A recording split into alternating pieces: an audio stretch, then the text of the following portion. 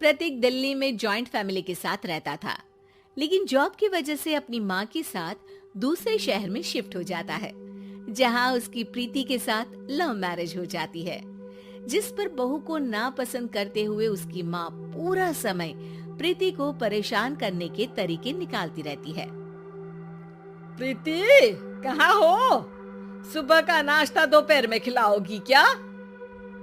इसमें प्रीति और प्रतीक ऑफिस जाने के लिए तैयार हुए कमरे से बाहर आते हैं, जिसे देख सास प्रीति पर भड़कने लगती है। महारानी, तुम सुबह सुबह तैयार होकर घर का सारा काम छोड़कर कहाँ चल दी? जी वो ऑफिस। हैं? तुम ऑफिस जाओगी तो घर में जो सफाई, नाश्ता, खाने का काम है वो क्या मैं करूंगी? माँ, मैंने उससे वादा किया था कि वो जॉब कंटिन्यू कर सकती है। अरे वाह जी वाह, दोनों आपस में सलाह कर फैसले ले लिए। मैं क्या यहाँ बेवकूफ बैठी हूँ? मुझसे पूछना किसी ने जरूरी नहीं समझा? मम्मी, आप फिक्र ना करें, मैं आज ही रेजिग्नेशन दे दूंगी। प्रीति ऑफिस के लिए चली जाती है और अगले दिन से जॉब छोड़ घर के कामों में लग जाती है, लेकिन साथ ही उदास भी रहने लगती है, जिसे देख प्रतीक को अच्छा नहीं लगता। मुझे पता है तुम्हें अपनी जॉब कितनी पसंद थी। आई एम सॉरी प्रीति। अरे कुछ नहीं होता, बस मम्मी खुश रहनी चाहिए। अब प्रीति अपनी सास को खुश करने और उनका दिल जीतने की जी तोड़ कोशिश करती रहती है, पर सास कभी उससे सीधे मुंह बात तक नहीं करती। इसी तरह दिन बीतने लगते हैं। एक शाम प्रतीक ऑफिस से परेशान घर वापस आता है। माँ, चाची का फोन आया था, दादी की तबीयत बहुत खराब है, हमें दिल्ली जाना होगा। पति की बात सुन प्रीति तो पैकिंग शुरू भी कर देती है, पर माँ वहीं बूत बनी खड़ी रह जाती है। लगता है मम्मी अपनी सास से बहुत प्यार करती हैं, तभी उनके बीमार होने की खबर सुन शॉक में आ गई। ये प्यार नहीं, परेशानी है। तुम तो ऐसे सोचो कि अब से जब तक दिल्ली में हो तुम्हारे अच्छे दिन शुरू। अच्छा, ऐसा क्या है दिल्ली में? वो तुम्हें कुछ ही घंटों में पता चल जाएगा। सास के रिएक्शन और पति की बात से कंफ्यूज्ड प्रीति दोबारा पैकिंग में लग जाती है, जिसके बाद कुछ घंटों का सफर तय कर तीनों दिल्ली पहुंच जाते हैं, जहां घर के अंदर पहुंचते ही लोगों की भीड़ देख प्रीति परेशान हो जाती है। हे भगवान, इतनी भीड़! प्रतीक, कहीं तुम्हारी दादी को कुछ हो तो नहीं गया ना? पागल, ये भीड़ नहीं, मेरा परिवार है। क्या? इसे तुम परिवार कहती हो? अरे इसे तो जिला घोषित कर देना चाहिए। तुम्हारा परिवार का तो अपना पर्सनल बिग बॉस बन सकता है।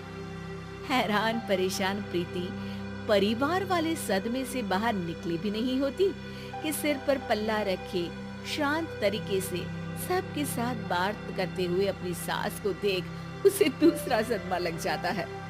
हाय राम, ये मम्मी का ऐसा भी कोई रूप है? ये तो मुझे पता ही नहीं था। ये तुम्हारी सास का ससुराल है।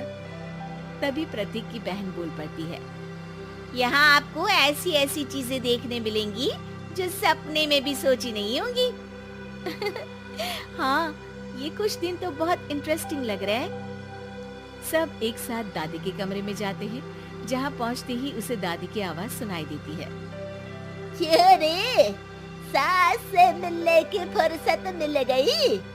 दूसरे शहर जाकर छूट क्या मिली, तुम तो भटकता पंछी बन गई। इतने समय में ये तक नहीं पूछा कि जिंदा भी हूँ या मर गई। प्रीति की सास अपनी सास के पैर छूती है।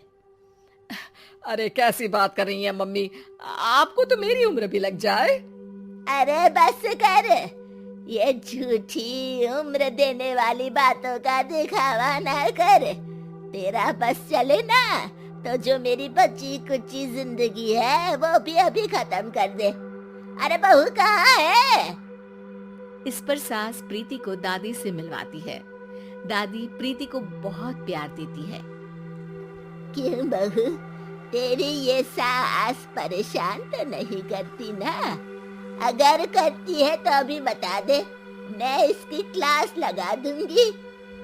अरे कैसी बात कर रही है माँ जी, भला मैं क्यों किसी को परेशान करूंगी। प्रीति अपनी सास का ये रूप एंजॉय कर ही रही होती है कि तभी चाची वहां आकर प्रीति को अपने साथ ले जाती है। सास की क्लास लगते देख जो खुशी मिल रही थी वो तुम्हारे चेहरे से साफ पता चल रही थी, इसीलिए ले आई, क्योंकि अगर उन्हें पता चल जाता तो तुम्हारी खैर नहीं थी। थैंक यू चाची जी। चाची और प्रीति घर में झूले पर बैठी बात कर ही रही होती है कि उसकी सास भी वहां आ जाती है। मतलब यहाँ सारा काम मैं करूँ और तुम बैठी हंसी ठिठोली करो? अरे चलो जाओ खाना बनाओ। सास प्रीति को डांट कर काम करने भेज देती है, जिसे दादी देख लेती है और एक बार फिर सासू माँ की क्लास लग जाती है, जिसे पूरा परिवार मजे से खड़ा होकर देखने लगता है। क्यों रे, मैंने तुझे काम बोला और तू उस बच्ची को परेशान कर रही है। सास की कोई इज्जत रह गई है इस घर में या नहीं? यहाँ खुद की सास होते हुए भी ज्यादा बड़ी बन रही है। अब नहीं मम्मी जी, मैं तो बस थोड़ी मदद के लिए बोल रही थी। सास रसोई में जाकर काम करने लगती है और दादी प्रीति को लेकर वहां से चली जाती है। इसी तरह एक हफ्ता बीत जाता है, जिसमें दादी अपनी बहू को डर, इज्जत और प्यार का फर्क समझाती रहती है और प्रीति उसका मजा लेती है।